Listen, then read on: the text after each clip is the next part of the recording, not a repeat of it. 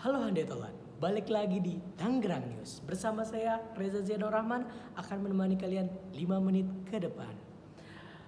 Jadi pembahasan kemarin kelompok kedua membahas tentang sejarah jurnalis Indonesia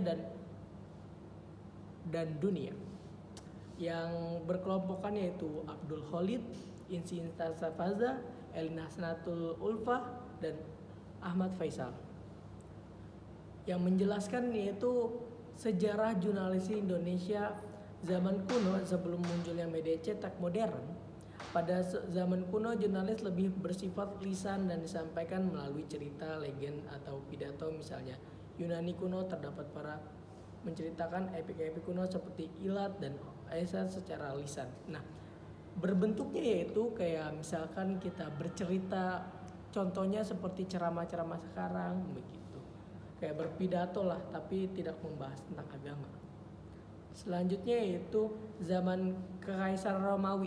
Zaman Kekaisaran Romawi ini pada zaman Romawi kuno masa pemerintahan Kaisar, yakni papan pengumuman sejenis jadi mempunyai peningkatan yang darinya pidato menjadi papan pengumuman. Jadi kayak mading lah kalau kata sekarang mah, yang berevolusi dari pidato terus ke papan pengumuman. Lanjut ke peradaban Mesir. Ketika masyarakat menemukan teknik perbuatan kertas dan dari syarat tumbuhan yang bernama Hayurs pada tahun 1991. Nah, pada zaman Mesir ini sudah mendapatkan yang namanya pembuatan kertas. Jadi bisa mencetak lewat tulisan begitu. Dan pada Cina ini muncul surat kabar. Nah, pas Mesir ini kita mendapatkan yang namanya kertas dan pas di zaman Cina muncullah yang namanya surat kabar cerita dengan media cetak begitu. Kita ke selanjutnya era revolusi Amerika dan Prancis. Selama revolusi Amerika dan Prancis pada akhirnya abad ke-18 ditemukan surat kabar seperti The Presse dan Lampe du Pau memiliki peran penting dalam mempengaruhi pendapatan publik peristiwa sejarah pada saat itu.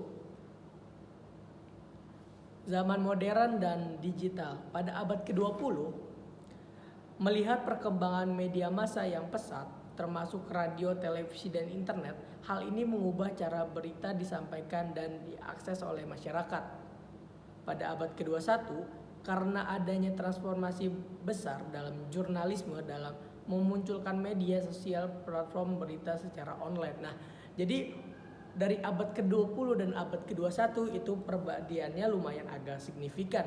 Kalau 2020 itu masih di ranah radio, televisi atau penyiaran lah. Jadi berbentuknya kita tuh benar-benar eksklusif, nggak bisa diputar-putar. Kalau di abad ke-21 ini bisa berbentuk online. Contohnya media cetak online. Jadi kayak lihat berita lewat online dan segala pun kayak hal hiburan lewat online begitu. Yang selanjutnya yaitu ada histori atau sejarah jurnalisme Indonesia. Tadi kan sejarah dunia, sekarang kita ke Indonesia. Masa kolonial jurnalisme di Indonesia dimulai pada masa penjajahan Belanda. Terbitnya surat kabar pertama Batavia Northland pada tahun 1744 menandai awal sejarah jurnalisme Indonesia. Namun pada periode ini jurnalisme cenderung dikendalikan oleh kolonial Belanda, digunakan untuk memajukan kepentingan penjajahan. Nah, jadi itu masa penjajahan di masa itu memerlukan untuk ada surat kabar begitu teman-teman. Dan kita lanjut di era pasca kemerdekaan. Setelah kemerdekaan pada tahun 1945, Indonesia mengalami perkembangan media yang pesat. Banyak surat kabar dan majalah muncul, kebebasannya pers diatur dalam Undang-Undang 1945. Beberapa media memiliki afiliasi politik mencerminkan keragaman pandangan politik dan Indonesia. Masa Orde Baru. Selama masa pemerintahan Orde Baru, kebebasan pers menjadi terbatas dan media dikendalikan secara ketat oleh pemerintahan. Nah, jadi perbedaannya masa Orde Baru dan masa sebelumnya atau pasca kemerdekaan ini, masa Orde Baru ini kayak lebih sempit untuk kebebasannya, seperti contohnya kayak apa-apa tuh harus lewat Orde Baru ini kebebasannya menjadi terbatas. Jadi kayak apa-apa tuh kita kalau salah dikit di Orde Baru tuh bisa dikatakan bisa diberedel begitu.